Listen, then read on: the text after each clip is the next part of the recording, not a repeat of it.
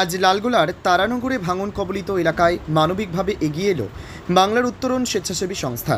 এদিন তারানগর ও রাধাকৃষ্ণপুরের ভাঙন কবলিত অসহায় 150 জন মানুষদের খাদ্য সামগ্রী ও স্যানিটারি ন্যাপকিন বিতরণ করা হয়। পাশাপাশি কমিউনিটি কিচেনের মাধ্যমে 300 অসহায় মানুষদের রান্না করা খাবার খাওয়ানো হয় বলে জানালেন বাংলার উত্তরণ স্বেচ্ছাসেবী সংস্থার চেয়ারম্যান মাসুদ হাসান।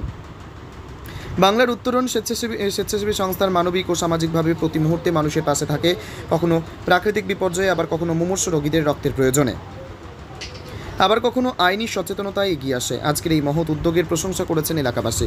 জঙ্গিপুর থেকে তরিকুল শেখের রিপোর্ট, জঙ্গিপুর টিভি। সব নিয়ে যাচ্ছে, স্কুলে নিয়ে গিয়ে রাখছে, খাবার দিচ্ছে, খাচ্ছে, আর বাসস্থান দেবে বলছে, জায়গা দেবে বলছে। হ্যাঁ, নেতারা, সব নেতারাই আসছে। লালগোলা বিধায়ক, হ্যাঁ, সবাই এসছে, সব দেখে গেছে। মন্ত্রীও এসেছিল, আখিরুল জামান এসেছিল। কি বলে গেলেন? ওরা আশ্বাস দিচ্ছে মানুষকে, পুনর্বাসন করে দেবো বলে। হ্যাঁ, এই যে বিঘা কেটে যাচ্ছে, মানুষ চরম ক্ষতি। সবকে আশ্বাস দিচ্ছে যে হ্যাঁ, এটা ঠিক করবো, রাস্তা নয় ভালো করে পোক্তা করে বেঁধে দেবো বলছে। গত রাত্রে নাকি আবার ভাঙন হয়েছে, কোন জায়গাটা? তারানগরের এদিকে কোথায় হয়েছে, এখন তো এগুলো ভেঙেছে, এগুলো দেখতে পাচ্ছেন। কতটুকু ভেঙেছে? বিঘার পর বিঘা নাকি? ধরেন মানুষের ক্ষোভ কি বলছে এখন? মানুষ কি বলছে? ক্ষোভ একটাই যে আমাদেরকে ব্যবস্থা করে দিতে হবে, নদী ভালো করে বানাতে হবে। এখন পর্যন্ত কিন্তু কোনো ব্যবস্থা হচ্ছে কি না, বুঝতে চেষ্টা করছি। ভিডিওর সাথে কথা বলছি, এমএলএ এমপি তারা কি আশ্বাস দিয়েছে? ব্যবস্থা হচ্ছে, টাইম লাগবে। কতগুলো বাড়ি গেছে? বাড়ি মোটামুটি ধরেন 1-150টা চলে গেছে। জলের তলে চলে যায় 1-150টা। যাদের বাড়ি চলে গেছে তারা কোথায়? এখন শেখালিপুর হাই স্কুলে। তারা ওখানে তাদেরকে খাওয়া দাওয়া স্কুল থেকে দিচ্ছে। খাওয়া দাওয়ার অনেক অবজেকশন আসছে নাকি, চালে পোকা যারা খাচ্ছে না, ওরাই বলতে পারবে, আমরা তো ওখানে যাচ্ছি না। আমাদের বাড়ি এখানেই, কিন্তু আমরা যাচ্ছি না তো ওখানে। আমার বাড়ি রাধাকৃষ্ণপুর। এমডি ইসমাইল শেখ। তো ইসমাইল ভাই, মানুষ খুব কষ্টে আছে। বুঝতে পারছেন আপনি, তো বুঝতে পারবেন কষ্ট আছে কি নাই। স্কুলে থাকা মানে তো কষ্টই, একটা ঘরে 20-25টা লোক তো কষ্ট হবে না। আর মানে এখানে নেতা মন্ত্রী আসছে, শুধু পরিদর্শন করে যাচ্ছে না, আসছে বলছে এটা করবো ওটা করবো, ঠিক করছে। এখন দেখা যায় কি হচ্ছে লাস্ট অবধি। আপনার নাম? আমার নাম মোহাম্মদ জাহিরুল ইসলাম। থ্যাংক ইউ, আপনারা দেখতে এলেন। আজকে আমরা এখানে লালগোলা, তারানগর ও রঘুনাথগঞ্জের রাধাকৃষ্ণপুর গ্রামের বেশ কিছু অসহায় পরিবারের হাতে বাংলার উত্তরণের পক্ষ থেকে কিছু খাদ্য সামগ্রী এবং কিছু স্যানিটারি ন্যাপকিন তুলে দিলাম।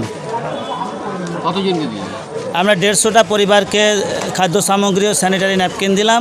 তার সঙ্গে 300 জন মানুষের বসে খাওয়ার ব্যবস্থা করেছি আজকে। হ্যাঁ, অসহায় দরিদ্র বলতে এরা পরিস্থিতির শিকার, এদের বাড়িঘর গঙ্গা গর্ভে, পদ্মা গর্ভে তলিয়ে গেছে, হঠাৎ করে এরা মানে অসহায় হয়ে গেছে, তাই এদের ব্যবস্থা করেছি আমরা। বাংলার উত্তরণ মূলত কি নিয়ে আপনারা, লক্ষ্য উদ্দেশ্য কি? বাংলার উত্তরণের লক্ষ্য উদ্দেশ্য অনেকগুলোই। বিশেষ করে অসহায় মানুষদের সেবাই পরম ধর্ম, এই ধর্ম নিয়ে আমরা এগিয়ে আসছি।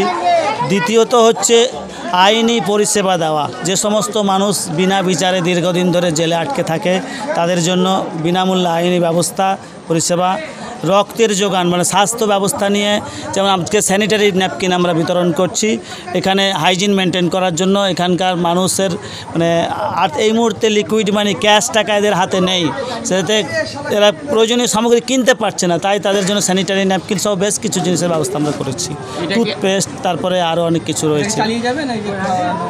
না, আমরা খাবার চালিয়ে যাওয়ার কথা আমরা লালগোলা এবং রঘুনাথগঞ্জের বিডিও সাহেবকে বলেছিলাম।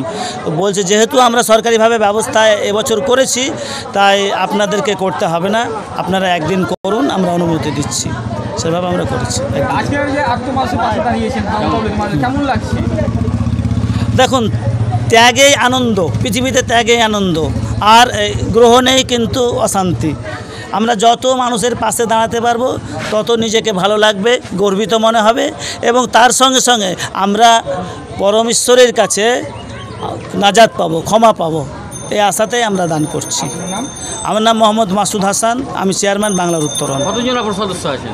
আমার সদস্য মানে লিগ্যাল সদস্য আছে 1007 জন, আর তারপরেও আমাদের গ্রুপ মেম্বার আছে প্রায় 6000। ধন্যবাদ।